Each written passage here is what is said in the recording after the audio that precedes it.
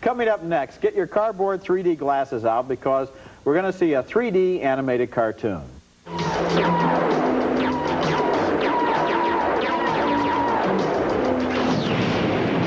Morning children's TV, you may have been struck as I have recently by just how violent some of the shows are. By comparison, professional wrestling is the cartoon. And the unending violence in Starchaser, The Legend of Orin, a new 3D cartoon for kids, is what struck me most about the film. That and the fact that the best special effects in the movies, the 3D effects, are the ones where the background appears to recede rather than the usual old 3D standby objects seeming to reach off the screen and poke us in the face. You know, the old pool cue shot or the branding iron from the westerns. Starchaser also rips off a lot of Star Wars. I mean a real lot of Star Wars. There could be a suit here. The story is involving three youngish characters battling the forces of evil in the universe, and you can see the similarity with Star Wars in this scene where the Luke Skywalker type boy is helped by a hard-bitten Harrison Ford Han Solo type as they battle sort of a gray Darth Vader type villain. Move and you're dead.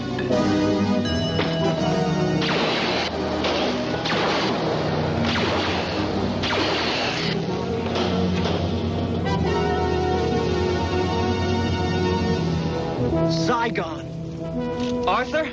Yes? Take us down. I'm afraid that won't be possible. You see, I'm programmed to respond only to... I said take us down! Consider it done. Penalty for rubidamite smuggling is death. Oh! You!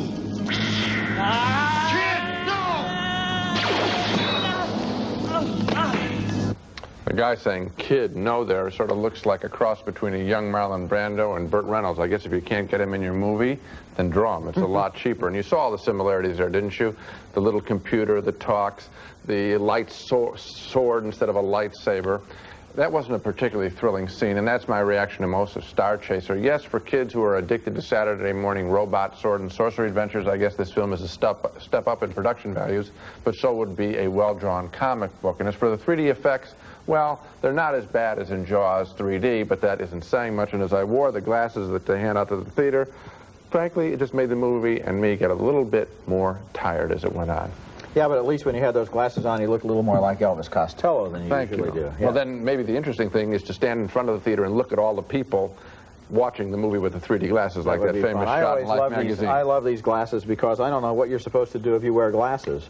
I mean, where are they supposed to go? You look like a raccoon with a hangover. Thank you very much, Gene. I really appreciate What did you like about Starchaser? I didn't like very much about Starchaser. One of the things I liked was the fact that animated 3D looks better than ordinary 3D because they can pour more brightness into the screen, which comes back at you, and also the edges are sharper. I've never really seen a 3D picture that I thought worked, and I thought this movie came closer in terms of the effect than any other 3D movie I've ever seen. On the other hand, the story was pretty routine.